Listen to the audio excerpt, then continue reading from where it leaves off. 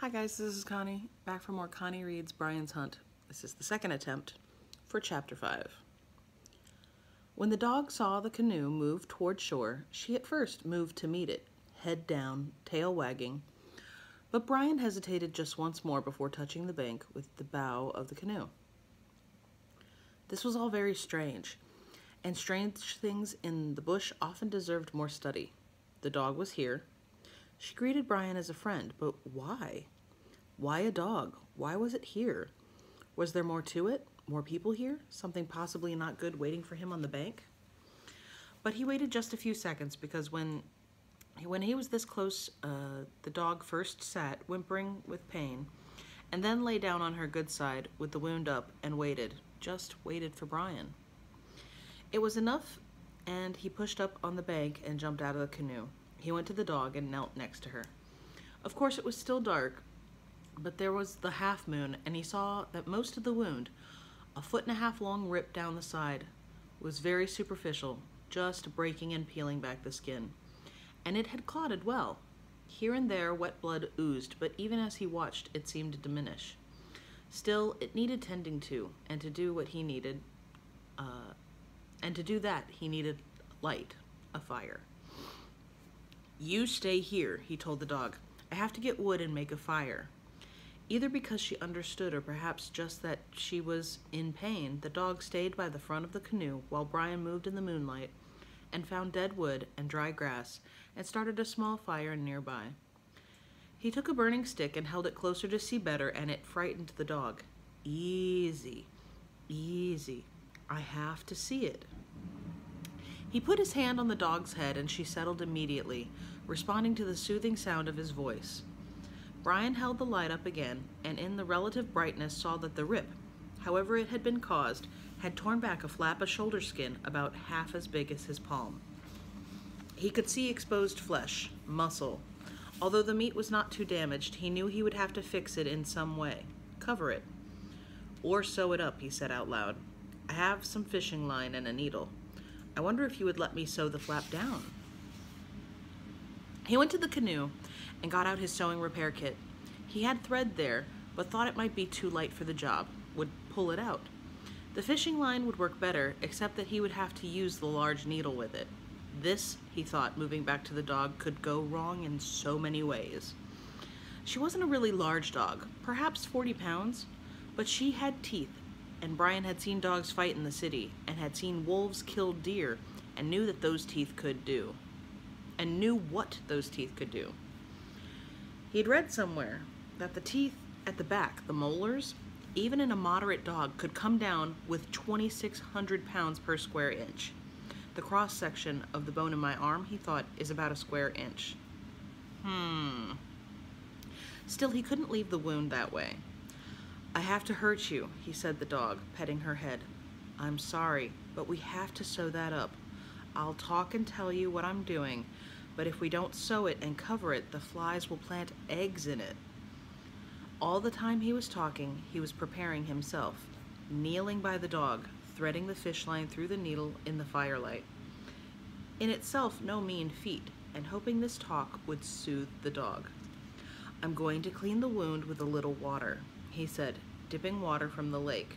He knew it wasn't hygienic, but the wound was full of dirt and grass, and the water was cleaner than that. He thought of boiling it, but then he would have to wait for it to cool, and that would take too long. The dog was steady now, but might not hold for a long time. He washed the wound with water as best he could, splashing it gently until the water ran clear without blood or dirt, and then folded the flap of skin back up over the wound opening, and was dismayed to find that it was too small to cover the space. It lacked a 1/4 inch all around, seemed to have shrunk. He would have to pull it and stretch it back while he sewed. He winced, thinking of how it would feel to do it to himself. First stretch his skin, then pull a large needle with fish line through it, again and again. The dog had remained quiet while he washed and pulled the flap back over. Quieter than Brian would have believed, but he did not believe she would lie still for what was coming. "It's more of a problem than I thought," Brian said. "Maybe going to hurt a little more. Later, Much later, he would remember talking to the dog that first night as if she were a person and would not think it odd. Never thought it odd. He talked to all animals, deer, birds, wolves, sometimes even fish. But only the dog seemed to understand, seemed to know what he meant. Well, he thought, here goes, and he pulled the flap, had to tug it sharply into place, and took the first stitch with the needle, surprised at how hard he had to push to get the needle through the skin.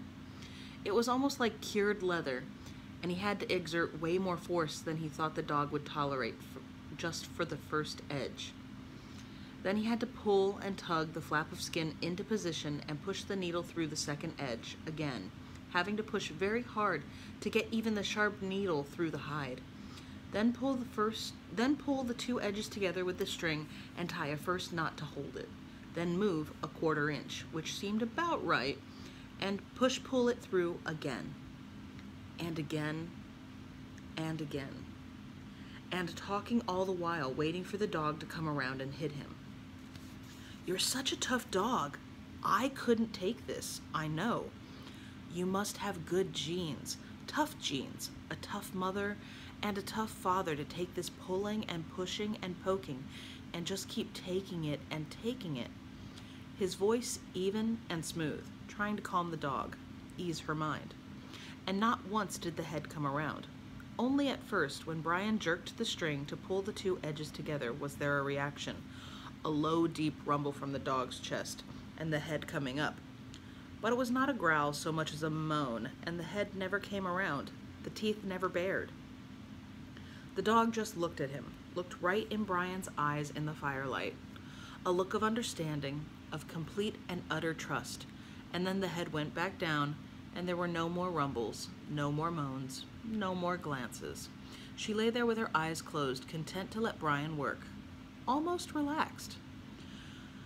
32 stitches Brian sewed, each one knotted in place, 20 across the top, 12 down the front side, all about a 1/4 inch apart, all tightly sewn and pulling the flaps together.